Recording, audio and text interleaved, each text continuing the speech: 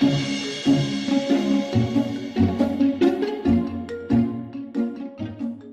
let's bring it all together with a more complicated subject, a pink tulip on a green stem with leaves, so we get to practice our greens again and create pretty pink petals.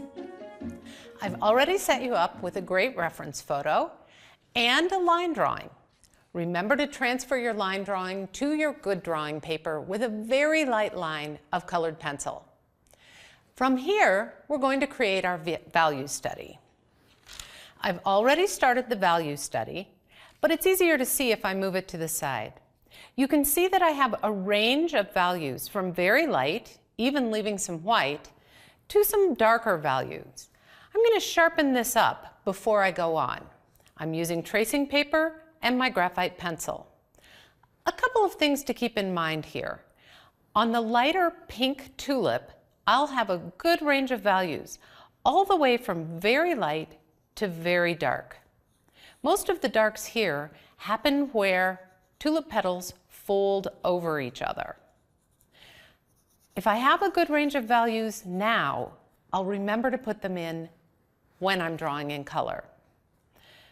I want to sharpen up any darks that I have, and I'll pay attention to the leaves. Though they're darker in value overall, I'll still have light areas. Now you know I didn't trace this whole tulip again because here I don't even have an edge, but my eye fills in the blanks. The important thing is, where do the lights and the darks fall? This section stays white, even though it will be a color later. On the tulip itself, I have a nice highlight through this left area. And on the stem, there's a skinny white highlight. I left it there to remind myself. I'll be using this as my guide when we start our underpainting. But first, let's create some color recipes to go with our nice pink tulip. We already have great color recipes for our greens. When I compare the green in the photo, I'm seeing it right here. I don't have to reinvent the wheel. I've already got my color recipe settled. But we do need to come up with some new recipes for these pinks. Now, in this sort of magenta color of this tulip, we have a pencil that matches pretty well. If I lay that down, I'm pretty happy with the way it looks compared with the photo. But remember, there's never any pencil left behind. So I can think of this as my base, but I'm going to need to add something to add interest. So I think I'll start with this color. Let's see what happens if we add just a little bit of violet. That's an analogous color to that violet pink, and it's actually much closer to the color on my tulip. I think both of those will be pretty handy. I'll make a mark to let myself know what I did. I had just the solid color here and those two colors next to it. But let's see if we can vary that pink just a little more, because it's not the same all the way across the blossom. I'll start again with the color that matches. And let's try adding another violet pink. This time I'm going across brands to see if I can get a little brighter pink. I like the result of that. So I'm mixing this time with a Prismacolor and a Polychromos. They're similar colors, but one is a little bit more toward red, one's a little more toward violet. I'm liking the variation that I get. The other thing I need to determine is what I'll do for a shadow color. In this case, I think I'll bring in a darker violet. I'm going to need some real darks, so I can't rely on another pink to create a dark color. Just on the edge here, let's see what will happen if I add purple to these pinks. I like it. It's just enough difference to create a shadow. I'll top that purple with my original pink, and I can see I'll get some really nice darks out of that. I'm drawing on the color wheel to choose these colors. In this case, to keep that tulip nice and bright, I'm staying in an analogous range, near neighbors on the color wheel. We've got our basic colors worked out for the tulip, but The next thing we're going to do is an underpainting. And this time, we're not using gray. We're going to create an underpainting in color. We need to make sure that our tulip colors will work with the color we choose for underpainting. I'm going to go with a light violet to underpaint that tulip. When I added light violet into my pink here, I liked the result I got. So I know that I don't have any chance of muddying the color. Let's see how our pink looks over a base of light violet. I'll leave a little bit of a highlight space open. I'll make a few extra darks. Let's just see what happens when we add pink over that underpainting color. I'm starting back with my original pink. I'm going to go over this whole dot to see what happens when I have some of the color clean on the white background and some over the violet. I think it works really well. I won't lose or muddy the color. I can see that I won't get a lot of shadow out of this, but it'll be a good structure to work on. For the leaves, I want to create an underpainting in color there too. I could use gray, but this time I'm going to choose a dark indigo. It's a very dark blue-green that should add a little bit of depth.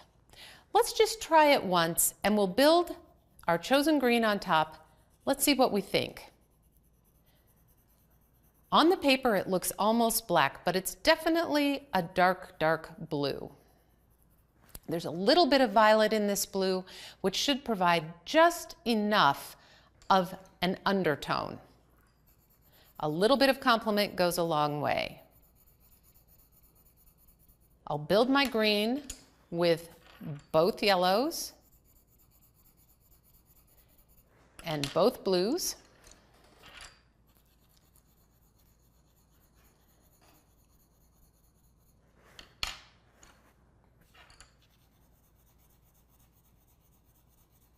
And let's even top it off with a little bit of the green pencil, just to see how that's going to look with the blue underneath.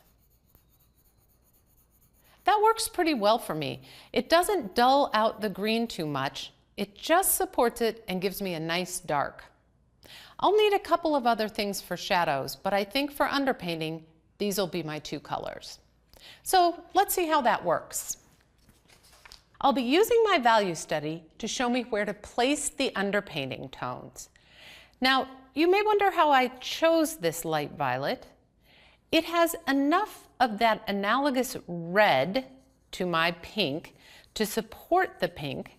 It has a little bit of blue that will work in contrast to the pink. I don't want to create something with too much complementary or contrasting color because I don't want to dull the pink of this pretty tulip. I'm using my value study and very carefully controlled pencil strokes to work on creating these values that will show through the pink. I won't be able to get as dark as I'll ultimately need to be, but just like we did with the gray underpainting, I really don't want to create all of my shadows with the underpainting. I want to leave some room to work in color. I'm moving my pencil in the direction of the veins of this tulip petal. It's going to support my structure and help show the rounded shape of the petal. I've got quite a bit of dark where this petal overlaps, and my light violet will never create a real dark. I'll just get a start with this. I'll be bringing in a darker violet later to get those darkest areas, but if I start with too dark a violet, I'm going to overwhelm the pink when I put it on top.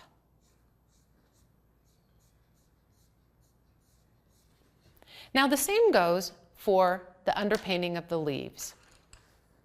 I chose a dark indigo color because it has a lot of green in it. It'll support the green in the leaves, but there's just enough violet and it's just dark enough a hue to create some underlying shadow. I have to go a little carefully with this pencil because it is a staining pencil and it'll lay down a lot of dark quickly. I'm using those same brush stroke kind of pencil strokes with about a 1.5 or 2 pressure. I don't need to tell the whole story in this first layer. I'm just giving myself a nice guideline.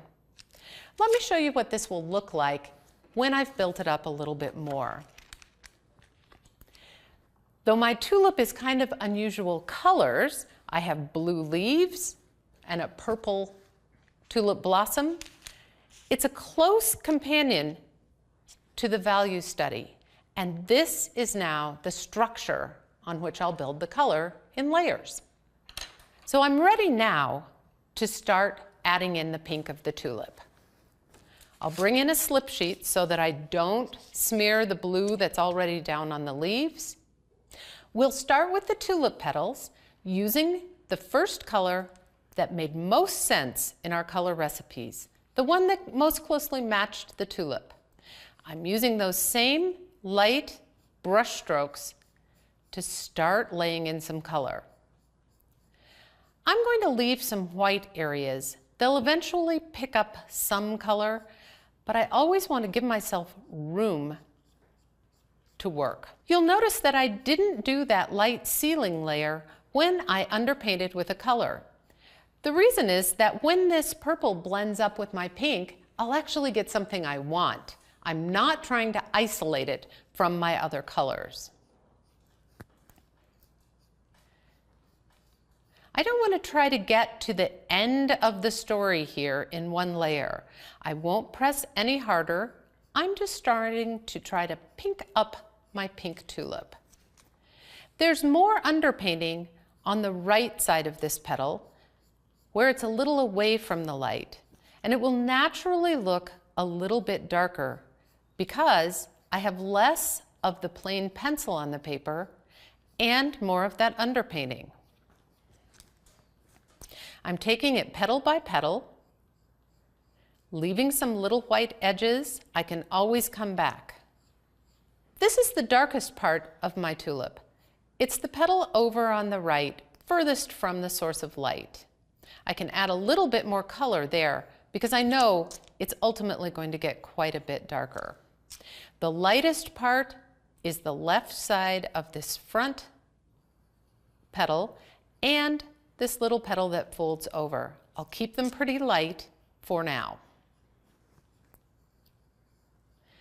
Now I'm just going to build a few layers. Remember, just like with spray paint, fewer layers, heavier, you're not going to get a good result. More light layers, that's what we're after.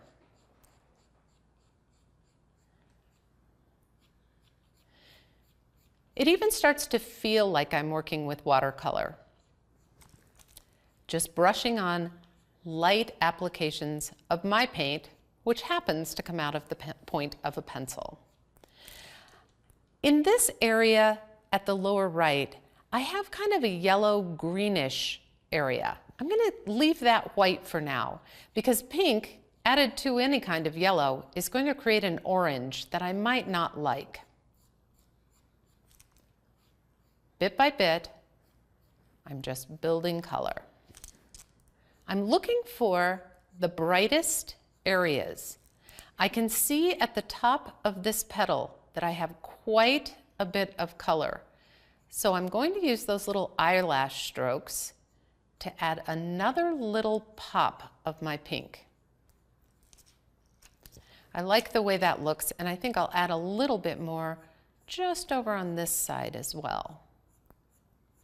With that nice violet underpainting, this pink tulip is really shaping up quickly, but I can't go all day with the same pencil. I'll bring in that other violet pink. I liked that combination in my color recipes, and I'm just going to pink it up a little bit more with a layer of this one. You can see that the white highlight is staying white. I'll be working into it later as we go, and if I accidentally work over it, I can always lift some out. I'll show you how that works too. I'm just juicing up the color with this, and then we're going to take a look at the darks. My violet underpainting hasn't really turned the tulip purple. It's just created a little bit of shadow. That color was just enough of a difference to make the lights and darks work. I'm looking at my photo reference for places where I have a little more dark and just amping up that color a little bit. Let's pause here and add in a few darks. I liked my light violet as the underpainting color and for subtle variations in light and shadow. But I'm going to need to add some dark values where those petals overlap. I'm bringing in my violet color and I'm going to lightly apply it in the darkest areas. It's in that same range of colors, so I'll still get a nice result from that. But you can see it would be too heavy to have it be everywhere.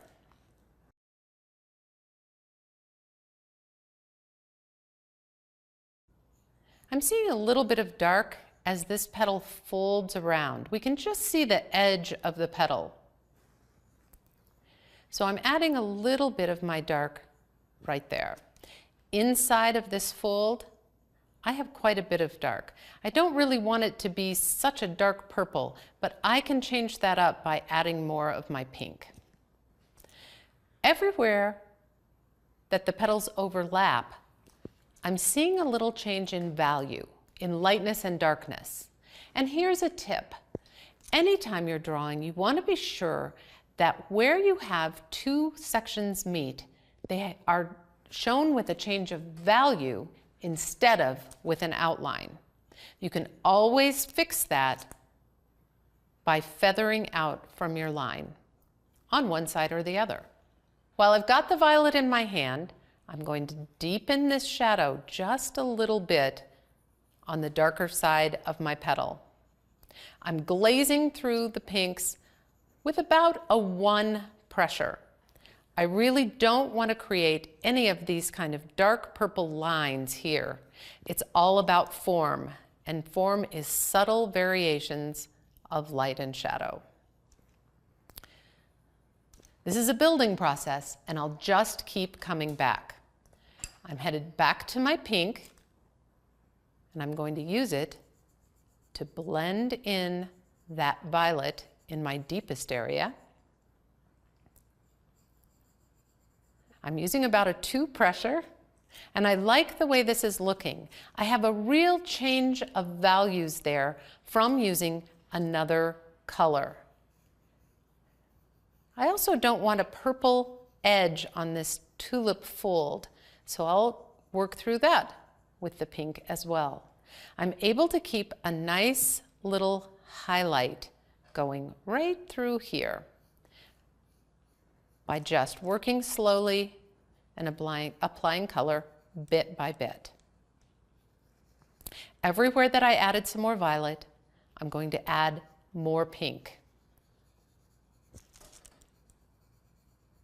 The goal isn't to turn the pink tulip purple, but to use the violet to create some nice shadows. Now, over here I've left quite a strong white edge, and I'm ready to let that go since I have something backing it up now. I'll glaze through that with my pink, and you'll see it just become a subtle highlight instead of a bright highlight like the white one over here. With every layer, the tulip gets a little pinker, but it also gets a little more form. I'll do that same glazing through this back petal. Things that are farther away often don't have the brightest highlights on them. It helps them sink back. You can see that this edge with a little bit of white is in front of this tulip petal, and this one is a little lighter, which places it in front of this one. That's called atmospheric perspective. We need things to sit in space as much as we need them to look rounded. I'm going to add another aspect to the tulip bloom, and that is that little bit of a yellow and green that I see right at the base. I think I'll start with my ivory pencil, and I'm going to just fill in this space that I left white. On my photo reference, I can see that there's just that little touch of yellow that creeps up into the pink. I'm being careful not to go over my pink areas because I don't want to create an orange with the red of the pink. I can see that I could use a little bit more yellow. I'll go to my green yellow and just add a touch more life to that ivory here and there. It creates kind of a nice lantern effect that the tulip has a little glow from underneath. I'll want to make a few more changes in that area as I continue, but I'm going to leave the bloom alone for now and work on the leaves. So let's start building our green.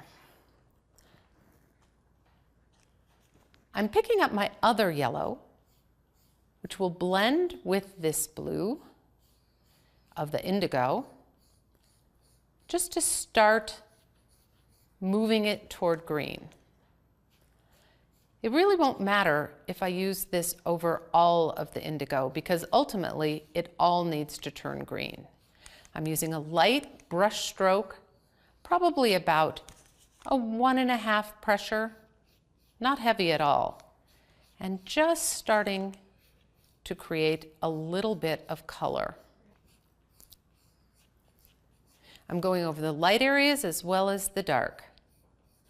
I'm only going to leave a white highlight in a couple of places.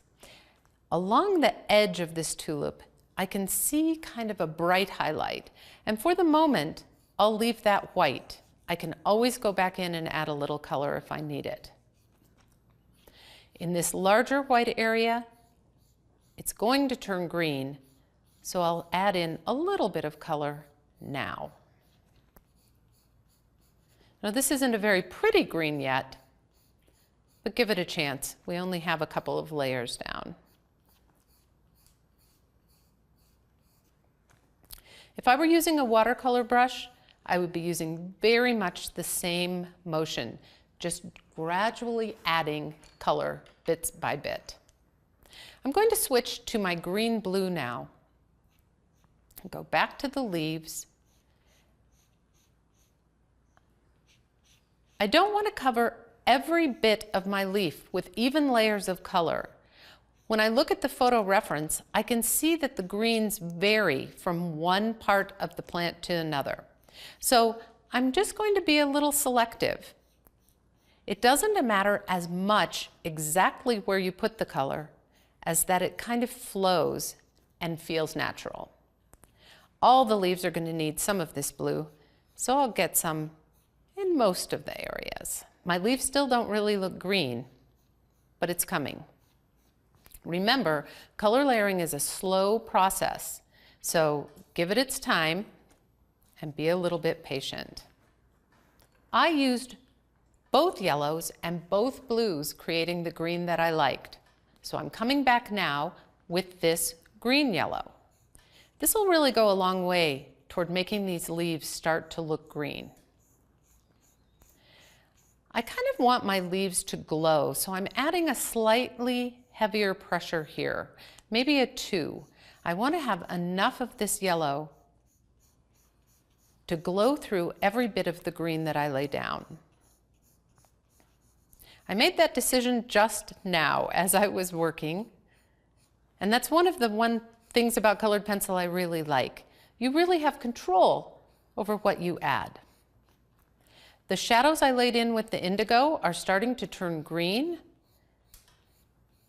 and I'm kind of liking the color that I'm getting. I'm going to add some of this to the stem as well. The stem in my photo reference is quite dark, so I may reserve that one for my other blue. I've kept this little rim of the leaf white for now. And I kind of like the way it brings it forward, so I'll stick with that. I'm bringing in my violet blue. So far on the leaves, I have dark indigo as my underpainting. I have both of my yellows, green yellow and orange yellow, and I have my green blue. Let's see what happens when I add a little bit of the violet blue. You can see that I'm working my brush strokes along the length of the leaf. It really does help to create that veiny look that tulip leaves have. Their veins stretch from the base to the tip of the leaf, so I don't want to create any lines that would break that. I like the fluid look. Now this stem is really quite dark, so I'm going to go in with this violet blue and add a little bit of dark. All I'm doing is adding a little bit more pressure. It looks pretty blue right now, but don't worry, we can green that up too. I'm reinforcing the darks that I laid in with the indigo. At the same time, I'm building greens. To reinforce that little white rim, I'm actually going to put a dark swipe of my violet blue right next to it, and then feather off of that. It'll really help enhance this fold in the leaf. I'll just do that on the darker side of the leaf, leaving the light on the inside. Now I could keep going layering yellows and blues all day, but I think I want to see what it will look like if I add a little bit of green. So with my green pencil, I'll start on the stem. In my photo reference, I can see that the green bleeds up into my yellows a little, so I'll let that happen. That's that color harmony where the parts of the plant connect together. I don't want this to look like a lollipop on a stem.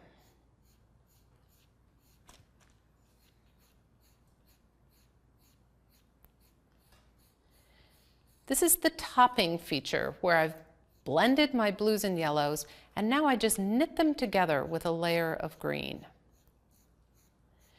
I'm getting that nice spring green feeling that I really like. What I don't have yet are my darkest darks. I'll worry about that next.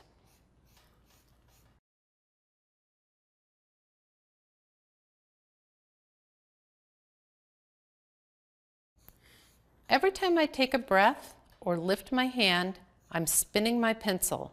Remember how that kept a nice sharp point?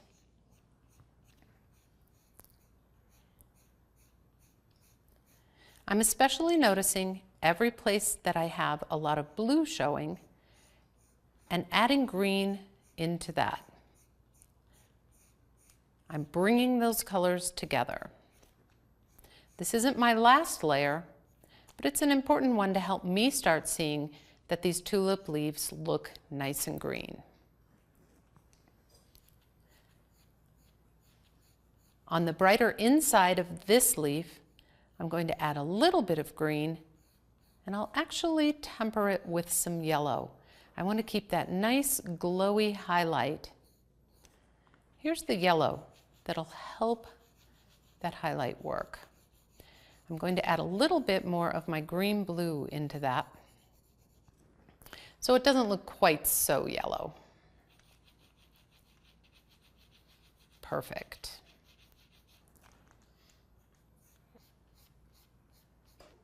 As I'm working on the greens, I've started to lose a little bit of the dark that I had in the leaves. I'm going to bring that back in with my violet pencil. You'll remember that I used violet to shade the pink in the tulip, and I'll add a little violet to the indigo in the leaves. That'll help with that color harmony. I have a very dark edge inside of this fold on the left-hand side. I'll just emphasize that with the violet. At the same time, the base of the stem needs a little darkening, and violet will do the trick. Violet is working as the complement to all that yellow that's in the greens. I want to amp up the shadow that's cast by the other leaf into the inside of this leaf. I had it there when I first started, but I lost it a little bit.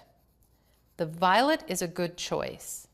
Now, when I worked with an underpainting that was a color, I could go back with those colors, and I may pull a little more indigo in before we're finished. I just want to be sure that where I know I have darks, they stay nice and dark. I'll cover all of that violet with a bit of my green to wrap it into the color. And it's time for me to stop and really look at my reference. I can get carried away looking at my own hands and watching myself work. And while it's a lot of fun, I may be missing something important. So I'll look at my reference.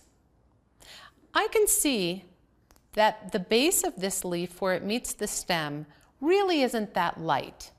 I'm going to give that a little bit more color. First with the orange yellow, and then back to my indigo. I want to create a little bit of a deep green. And any yellow and any blue will make some kind of green. That looks a lot better. I also can see that the inside of this leaf could use a little bit more light and a little bit more green. I'll start by adding light with my green-yellow pencil, and I'll green that up with my green-blue pencil. I'm not just adding more green pencil because I don't want it to come out flat. I want as many different greens in these green leaves as I possibly can find. Another area that's lost a little bit of the dark is the back of this leaf.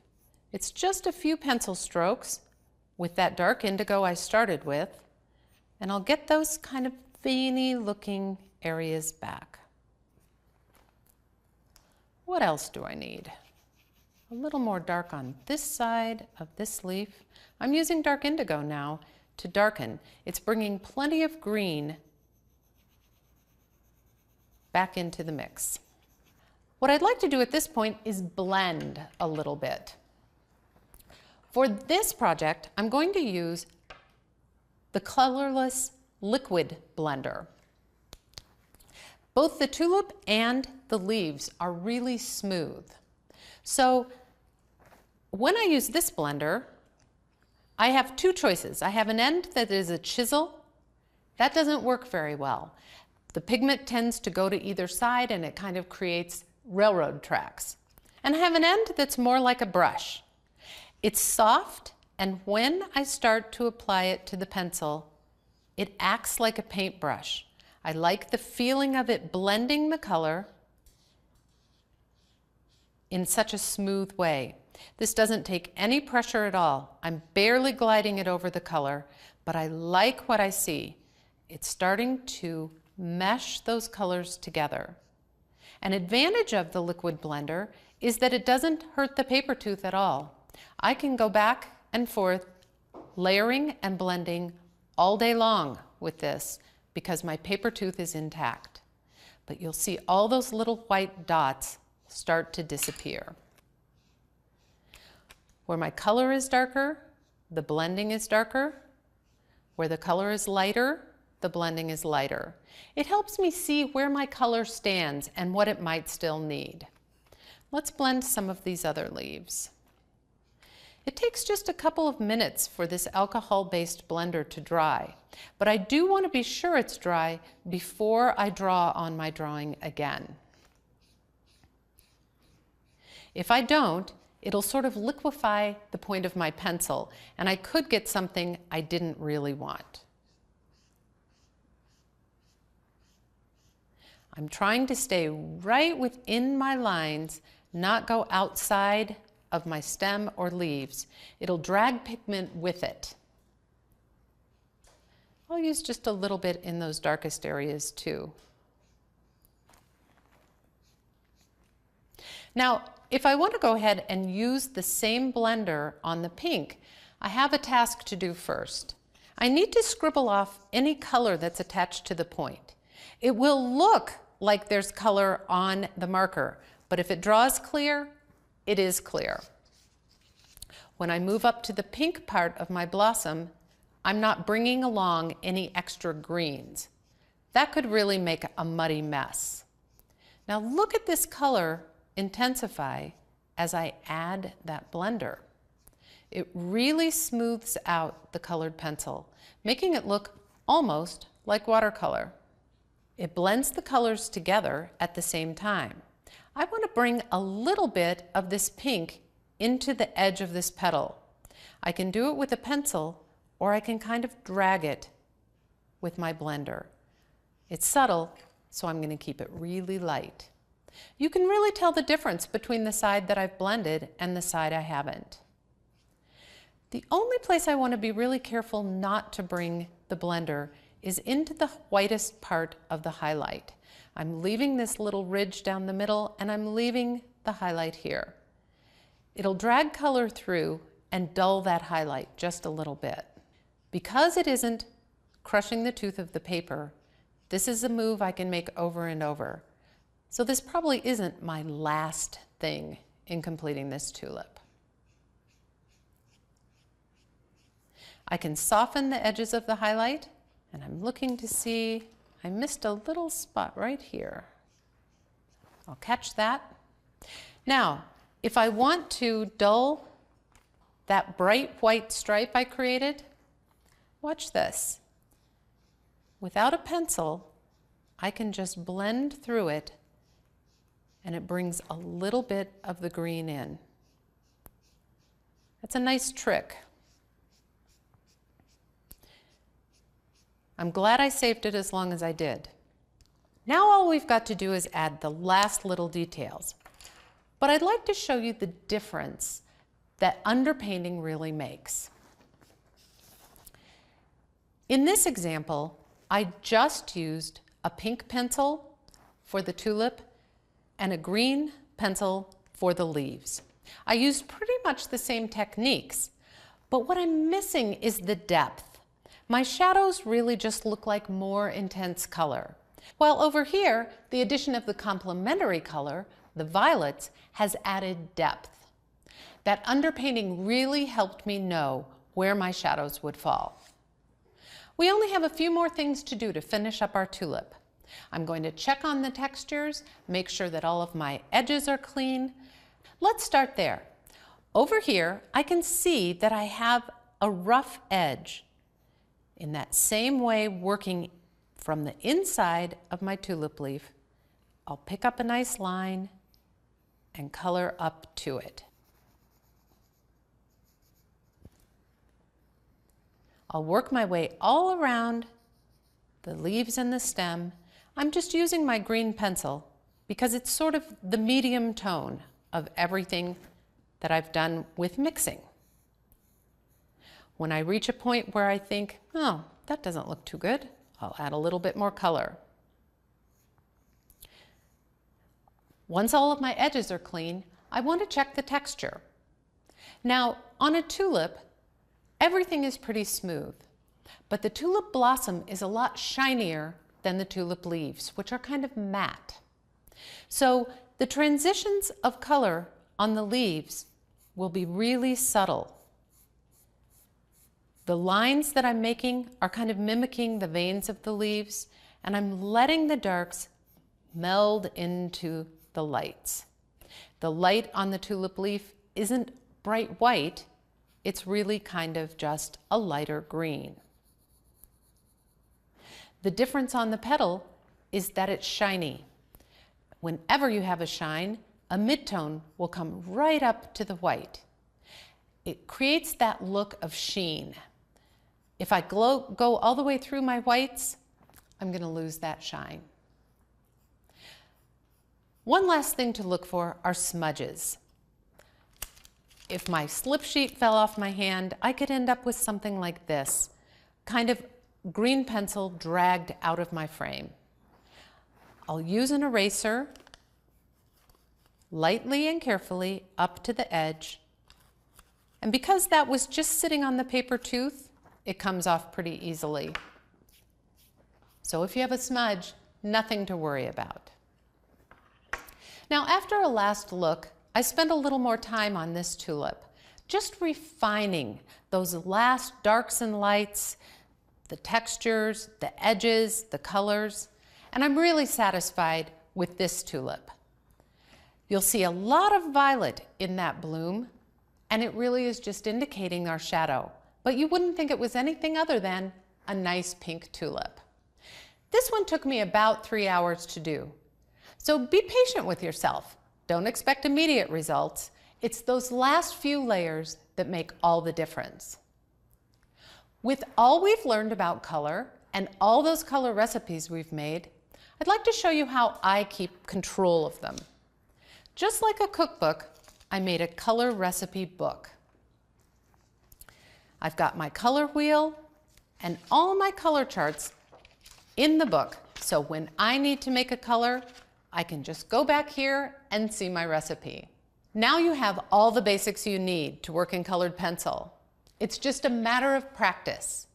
As you work on new projects, you'll use the same process and color recipes, adding to your book, and you'll be surprised at the great results you'll get. I love to draw flowers. Choose the subjects that you love to work on.